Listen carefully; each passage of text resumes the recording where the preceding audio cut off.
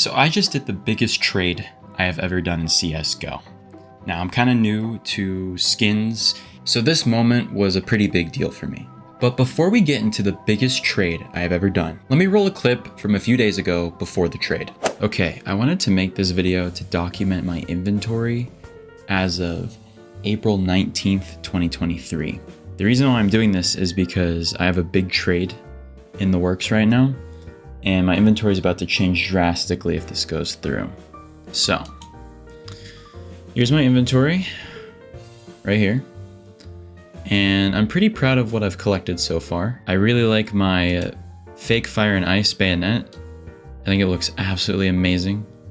And it's my pride and joy, but I will be trading it soon. I also have this StatTrak M4A1S Golden Coil, and it has some really nice stickers on it. I bought it just like this off of the Steam Marketplace, and I'm a big fan of this thing. It's beautiful. I also have my Falchion knife. This was the very first knife that I ever purchased. I bought it for $520 on the Steam Marketplace, and I think I overpaid, but thanks to recent price increases, it finally has caught up to $520 on buff price. So honestly, I call that a W, but the float on this thing is really nice. It's a .009, not bad. I think I picked a good knife at the time, even though I was brand new to skins when I bought it. So now that you've seen what I used to have, it's time for the big reveal, the trade. All right, roll the clip. All right, so the trade went through. It happened overnight while I was sleeping, and basically what I ended up trading, the final offer, was my Golden Coil M4A1S StatTrak Factory New, my Falchion knife, and my fake Fire and Ice Bayonet. I traded all of them away for one item.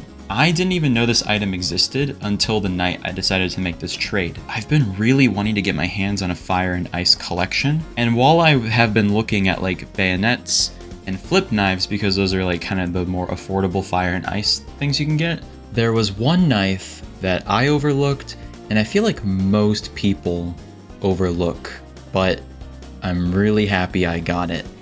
So here's the big reveal.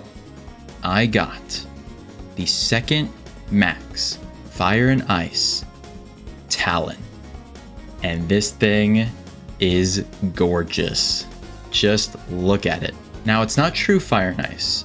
There's a yellow tip on it, but out of all the patterns, Buff classifies this as the second Max. And I wasn't sure this thing was even going to be worth a lot, but after some price checking and asking around, it is worth quite a bit, so I thought the trade was worth it. It took an insane amount of negotiating. I talked to this guy for like 2.5 hours, you know, price checking my stuff, price checking his knife, talking about, okay, like, you know, if this is worth this, then, you know, what can we do to make sure it's even?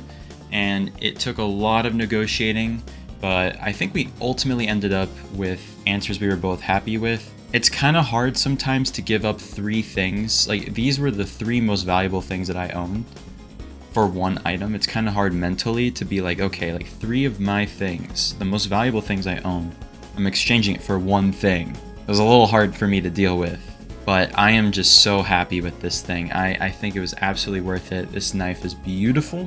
The yellow tip is what makes this thing not able to be true Fire and Ice, but honestly, like in the right lighting, the way the yellow tip glows, it kind of just, it feels like it's a shining gleam on the end of the blade, and it's not actually part of like the pattern.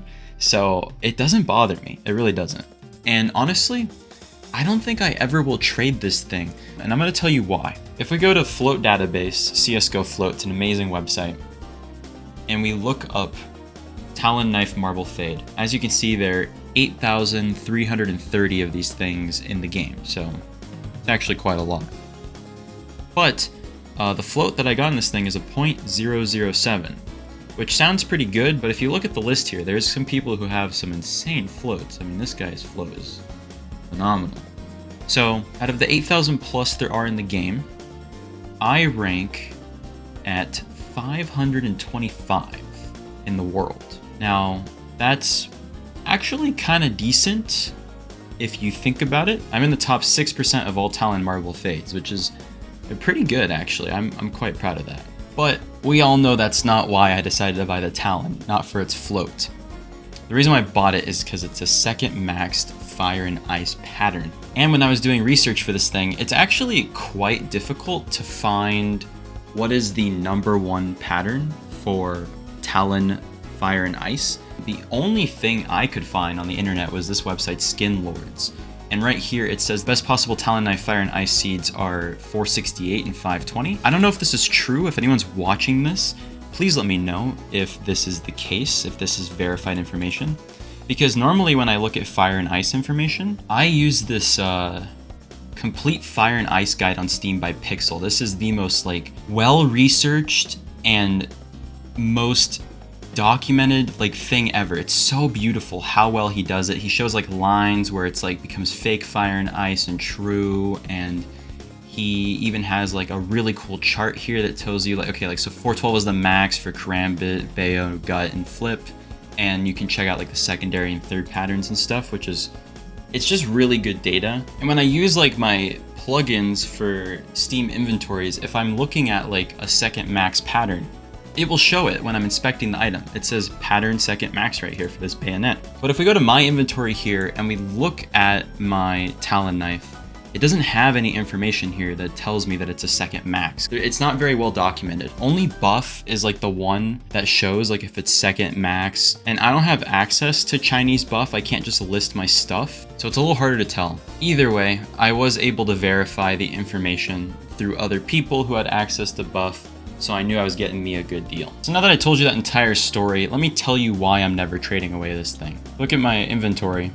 We can see that the pattern for this thing is 87, which is, according to the site, a rank 1 seed. I thought it was like rank 1 because it's literally like on this website written like this. They could do a better job of this perhaps. But either way, now if we go to CSGO Float and we type in pattern 87 for the Talon Marble Knife, look at this. I'm rank 1, baby. This is the rank 1 for pattern 87 in the world. That is so cool. I've never had a rank 1 anything in any video game ever. I'm usually kind of bad at video games, to be honest with you. So, I mean, and not that this is a level of skill or anything. This is just so happened that, you know, I was at the right place at the right time for the trade, and I had chosen some investments wisely to make the trade. But this is cool. Like, I don't think I'm giving this thing up, like, ever.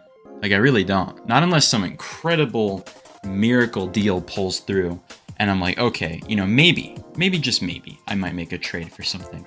But this is something special, and I like having something special. It makes me feel pretty good. So yeah, I kind of just wanted to document this moment and kind of say like a nice farewell to my Golden Coil, which I will dearly miss. I really liked that thing. I don't have an M4A1S skin anymore, so I'll have to find a more budget one to replace it with, because you know, all my money is now into one object. So yeah, that's kind of like the whole situation. Like I said, originally my plan was to get like a cool fire and ice collection going, but I didn't realize that since my bayonet had gone up in value, so did everything else in the game, and a fire and ice karambit is apparently around $5,000 now. At least according to Skinport. I haven't checked this on Buff. I don't know how the heck I'm going to be able to own one of these things. It's just such a insane goal now. I'm pretty sure, I mean, I could be completely wrong on the price, but I think these were only like 3,000, like when CS2 was announced. So yeah, now it's getting pretty crazy over here in Fire and Ice land. I'll worry about that some other time. So yeah, that is my current inventory situation. I wanted to make sure that it was archived somewhere on the internet. That was pretty much the only reason why I made the video. Oh, and of course I want to make sure these skins are eligible to be tax write-offs. All right, subscribe. See you later.